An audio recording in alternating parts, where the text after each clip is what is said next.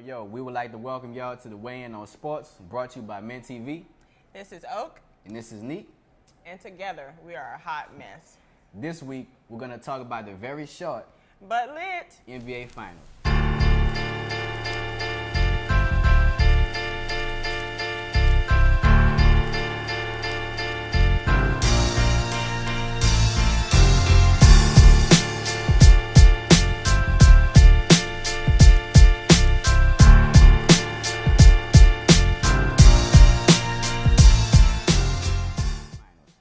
Now, the NBA Finals this year, a lot of people say it was going to be a sweep.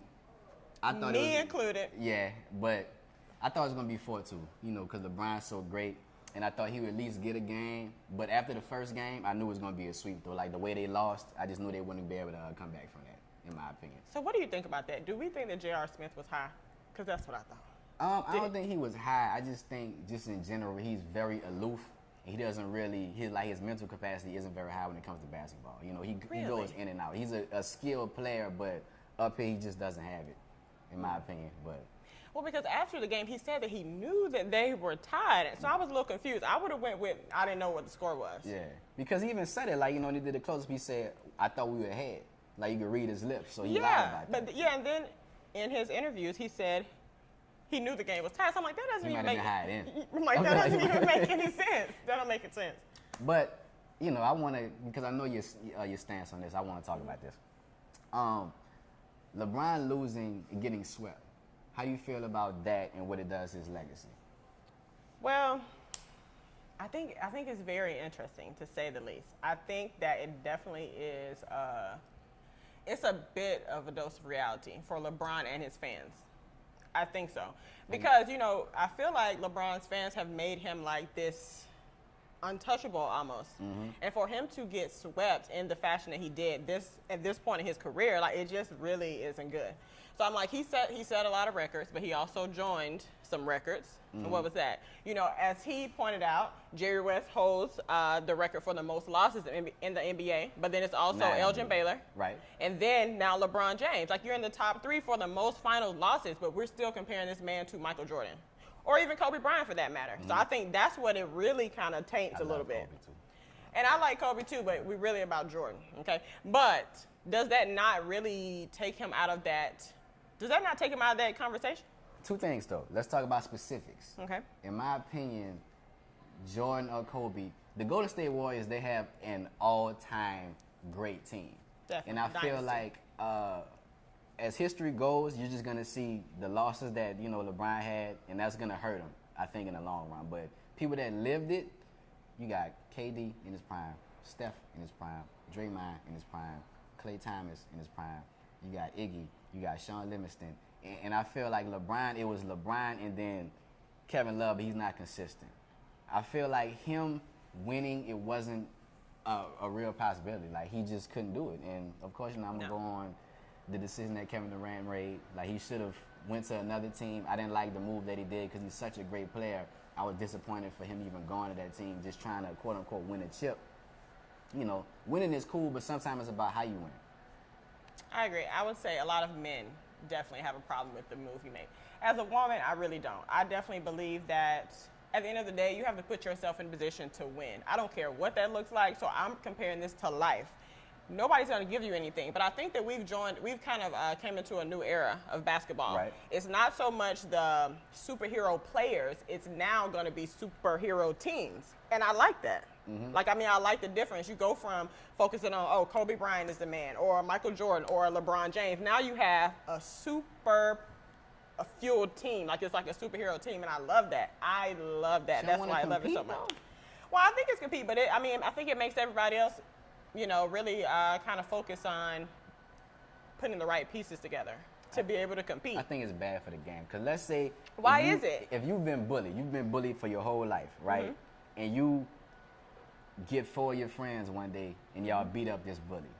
You beat him up, but it wouldn't feel as good as if you beat him up yourself. Now, the bully went down. I don't really care how he went down. I don't care how the bully goes down. To me, it shows more camaraderie. I don't really like that, one person has to get all of the fame and all the glory. You know what I'm saying? Like, that's the thing I feel like the issue with college sports is, like, you have particular players, and we know they get, you know, talking about something else, we know they may get a little money on the side, but the other players who don't really see as much playing time, they don't necessarily get anything. So I think I like the concept of having a superpowered team and everybody else sharing all of it.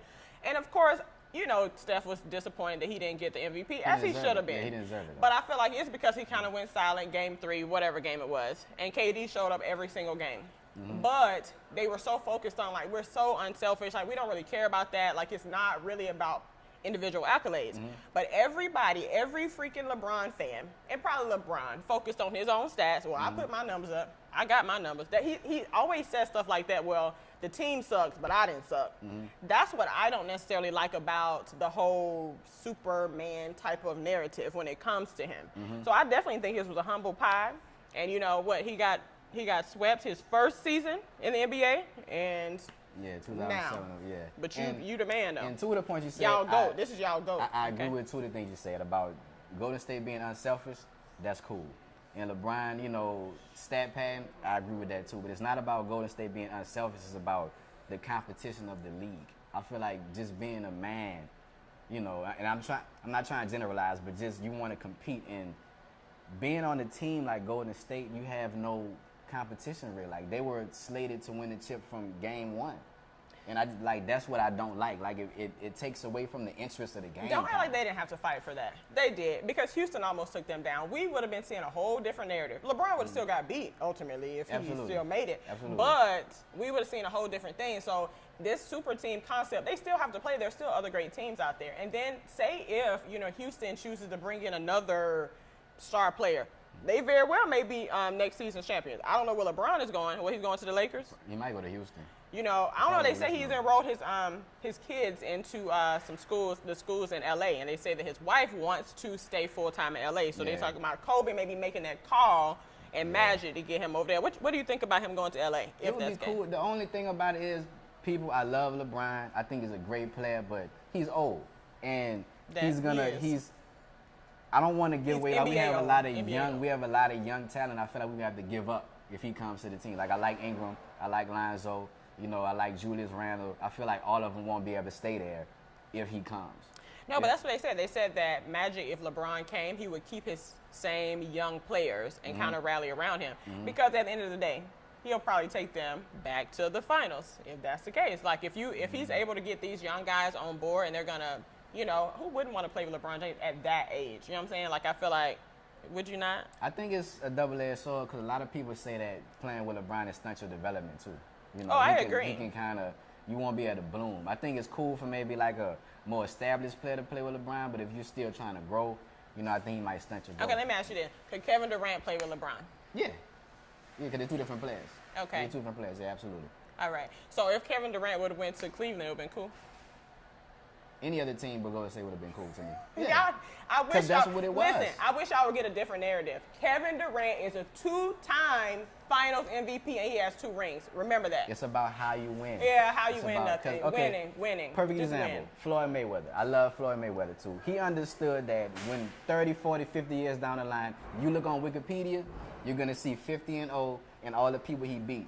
But when you lived it, you notice he beat Pacquiao when Pacquiao was old. He fought all these people like a couple years too late, but he understands that with, you know, history, you're just going to see he beat Pacquiao. He beat Cotto, he beat all these other people. Same thing with Durant. I understand is, you know, his logic. You look years down the line, 2 finals MVPs, 2 finals won, but I feel like he cheated himself. He's too good of a player for him to make that move. But this is what you just said is the perfect narrative as to why one person cannot win the game. Okay, if Durant would have stayed with OKC, all right, and Russell Westbrook playing the way he plays, selfishly, would we have seen another LeBron situation? Like, they weren't going to get over the hump. Right. I agree. If he would have stayed. The only thing that you're against is the fact that he went to the team that beat him. Yeah. And he went to a 73-9 team on top of that, too. Like, no competition, and you went to the team that beat you. I just think that's whack. Like, the bully beats you up every day, and you be like, hey, let's be friends, and let's beat other people up. But isn't that what we teach? No. Can't beat them, join them? Nah, I think that's trash. That is so trash. You think it's trash as a man, but this man is talking about This man is talking about he want to win championships. You got to put yourself in that position. I think that men are just thinking about that as an ego standpoint. Like you're thinking about in everyday life, like what that makes him look like and that he looks weak and soft. He's thinking about what it makes him look like as an NBA champion. And so many players who playing now, great players, even take like Allen Iverson, who didn't get a chance to win. He never got a chance to be on a team that he could actually have that help and that it made sense for him to win a championship. There's so many that we've seen come and go and didn't get it. Durant just didn't want to be that person. Now, we cannot say that he wouldn't have got it years down the line, but I think he would have too. With Russell Westbrook? No. Where was he going to go? Where was he going to go? I thought DC would have been a good move. It would have been home. You got John Wall. You got Bradley Beal. That would have been a good move for him. Russell Westbrook is a great athlete, but he's not a point guard. He is definitely not. So I feel like he would.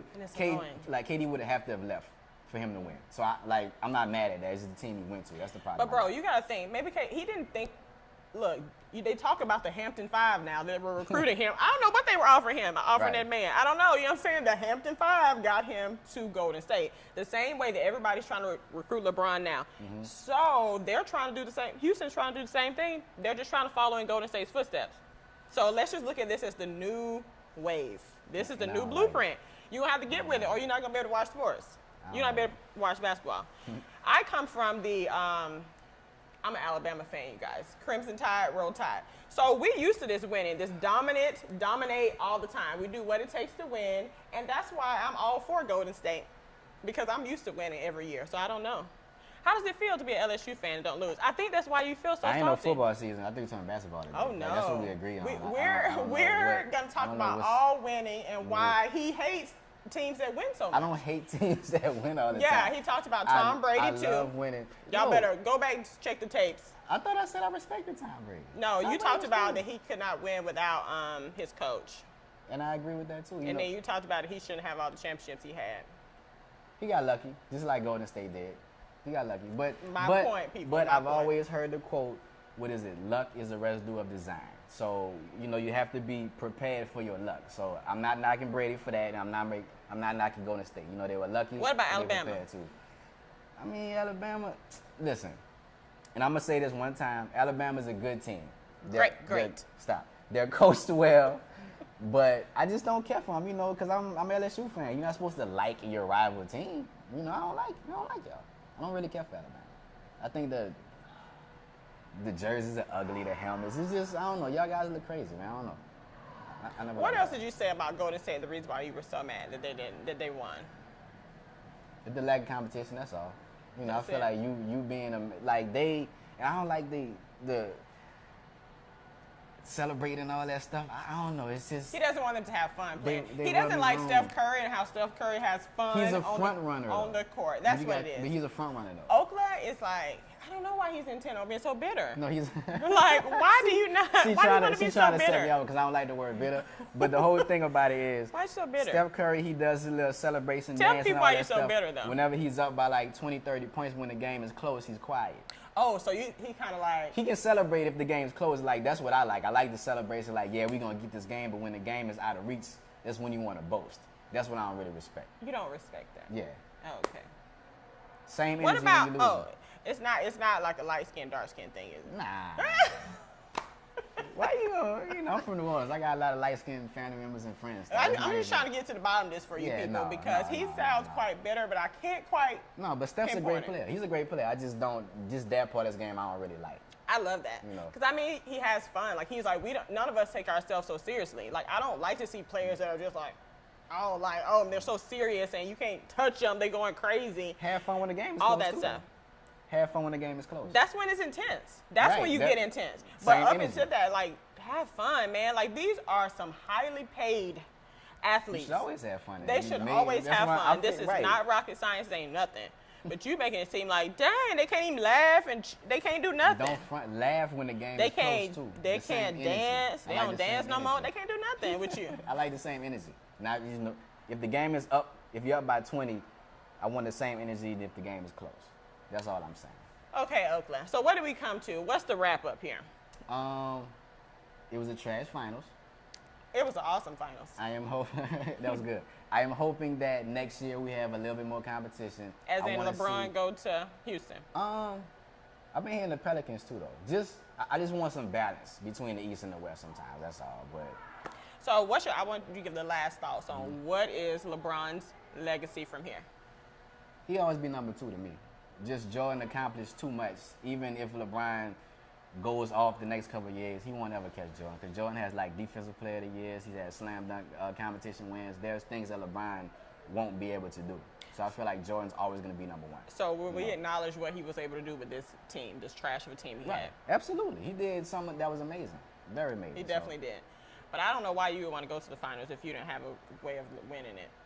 I don't know if I want to take that. I would have just been like, let's just go on. I agree with that too. I probably would have lost. Yeah, I'm like, let's just. Would have tanked a couple games. Yeah, this is too much on my body at this point. Like, I know I can't win. Well, maybe, I don't know. Did he think he could win the finals? No, I don't think he did. I don't think Well, the way he gave up in that game, I don't think he thought so either. I heard he broke his hand, though. But, let's talk about that before we go. I heard he broke his hand. They say he punched the blackboard after our high friend, J.R. Smith, in the locker room. All that was going on. I probably would have did the same thing. Well, do you think I don't think he would have said anything about it if they had won. Because you could have told us that was game 1 when he punched the board. So you injured your hand game 1. So now was that an excuse for him to how he was playing? I actually kind of respected him because he likes to, take the low road sometime and like give himself an out. But this time I feel like he said, I'm not going to make an excuse. He broke his hand and you didn't hear anything about it until the series ended. He could have told you game 1. So when they did get blown out the next 3 games or lose the next 3 games, then he would have had an excuse. But isn't that the same thing when you get swept? Oh, yeah, my hand is broke. So then they're like, oh, no wonder why LeBron was playing this way. I mean, if that is the same thing. But if you break your hand, what do you want him to do? He has to say it eventually. First of all, you shouldn't have been, okay, I might have. Okay. I would have did the same thing.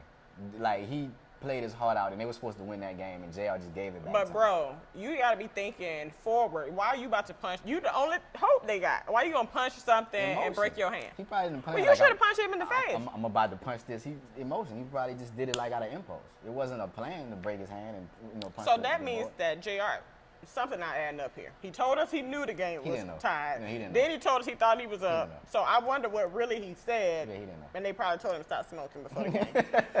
Yeah, he didn't know. But he didn't know. But that was tough, man, because they would have really pulled out 2 games. It would have changed the whole course of the series.